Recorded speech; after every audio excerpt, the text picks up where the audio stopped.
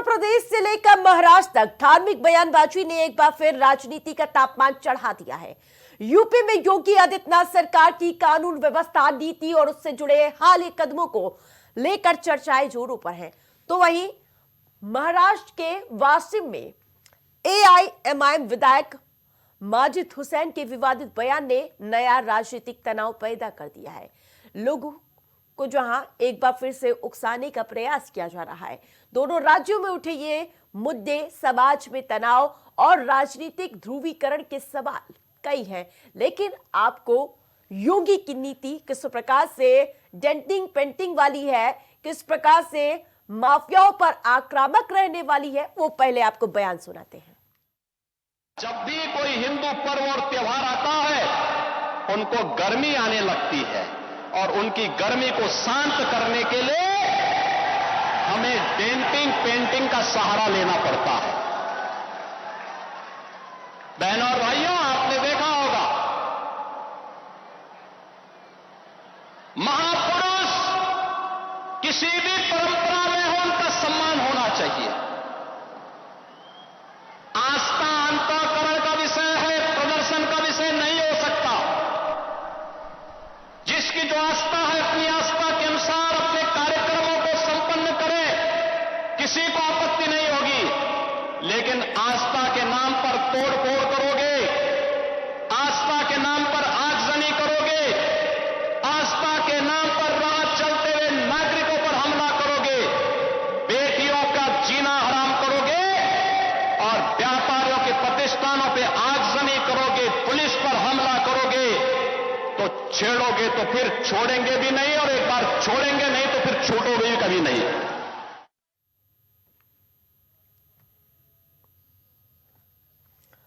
मौलानाओं की गर्मी बता रही है कि योगी आदित्यनाथ की डेंटिंग पेंटिंग वाली नीति फिर से शुरू करने की जरूरत है, फिर चाहे मदनी का जिहादी प्लान हो या हुमायूं का मिशन बाबरी।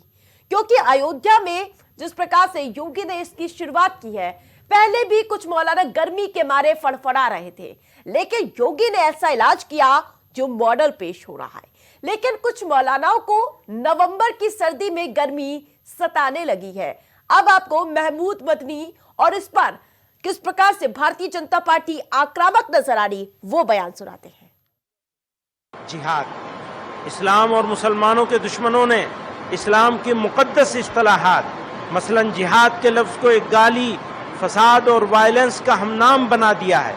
लव जिहाद, लैंड जिहाद, तालीम जिहाद, थूक जिहाद वगैरह जैसे जुमले इस्तेमाल करके मुसलमानों की सख्त दिल आज़ारी और उनके मजहब की तौहीन की जा रही है। अफसोस का मकाम है कि हुकूमत और मीडिया में बैठे जिम्मेदार अफराद भी इस तरह के अल्फाज इस्तेमाल करने में कोई शर्म महसूस नहीं करते और न एक कम्युनिटी की दिल आज़ारी की परवाह करते हैं। परवाह क्या करेंगे? ये तो उस कम्युनिटी की दुश्मनी में करते हैं। ये तो पुराने दौर से चला आ रहा है कि कहीं भी दहशतगर्दाना अमल पेश आ जाए तो उसको जिहाद का नाम देकर इस्लाम और मुसलमानों पे ताने, तोहमतें और नाहक इल्जाम आयद किए जाते हैं। मौलाना महमूद मदनी ने कहा वह था कि सरकार के दबाव में, भारत सरकार की दबाव में भारत की अदालतें काम करती है और सुप्रीम कोर्ट को भी सुप्रीम कहलाने का कोई अधिकार नहीं है।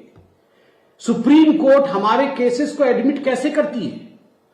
सुप्रीम कोर्ट 3 तलाक पे सुनवाई कैसी करती है? सुप्रीम कोर्ट मंदिर मस्जिद वाले विषय पर सुनवाई कैसे करती है? इन विषयों पर बोलते हुए मदनी साहब ने कहा कि सुप्रीम कोर्ट को भी सुप्रीम कहलाने का कोई अधिकार नहीं है। मैं तो सुप्रीम कोर्ट से गुजारिश करूंगा, मैं भी एक साधारण नागरिक हूं, आप भी नागरिक हैं, कि यदि सुप्रीम कोर्ट के ऊपर कोई साधारण नागरिक भी इस प्रकार की टिप्पणी करता है तो supreme court suo motu cognizance ले सकता है। सुप्रीम कोर्ट खुद इसकी सुनवाई कर सकता है, क्योंकि आगे चलकर अगर इतने बड़े नेता, एक कौम के इतने बड़े नेता इस प्रकार की बात कह के लोगों को बरगलाने की कोशिश करें, सुप्रीम कोर्ट के विरोध लोगों को भड़काए, तो स्वाभाविक रूप से it demeans the stature of Supreme court.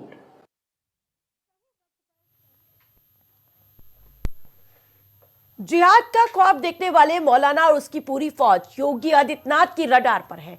Radar पर बाबरी वाले हुमायूं भी हैं, लेकिन इस बार सबका इलाज होना तय है। महाराष्ट्र के वाशिम में एआईएमआईएम विधायक माजिद हुसैन द्वारा दिए गए एक विवादित बयान ने राज्य की राजनीतिक गलियारों में हलचल ला दी है। उनके इस बयान को दो समुदाय के बीच फूट डालने वाला और प्रदेश की शांति व्यवस्था को भंग करने वाला बयान बताया गया। माजिद हुसैन के बयान में गालियां कम पड़ जाएंगी जैसे शब्दों का प्रयोग किया गया, जिसकी कितनी भी आलोचना की जाए वो कम है। बयान में कथित तौर पर शरीयत का बहाना बनाकर राजनीति करने वाले नौजवानों को बरगलाने का प्रयास बताया गया। वक्ताओं ने इसे महाराष्ट्र की एकता और अखंडता पर हमला करार दिया, जो हमेशा से भाईचारे के लिए जाना जाता है। अब आप एआईएमआईएम के विधायक को सुनिए।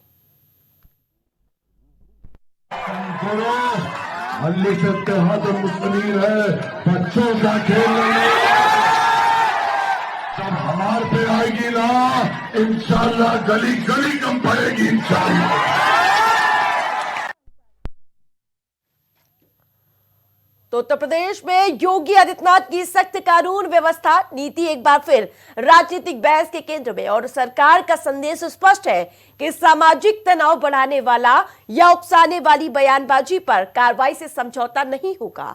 महाराष्ट्र से लेकर पूरे देश तक उठ रहे विवादों के बीच ये मॉडल एक बार फिर चर्चाओं में है। अब देखने वाली बात होगी, क्या ऐसी सख्ती देश भर में राजनीतिक भाषा और व्यवहार को नियंत्रित करने के लिए दिशा में असर डालेगा या फिर नहीं।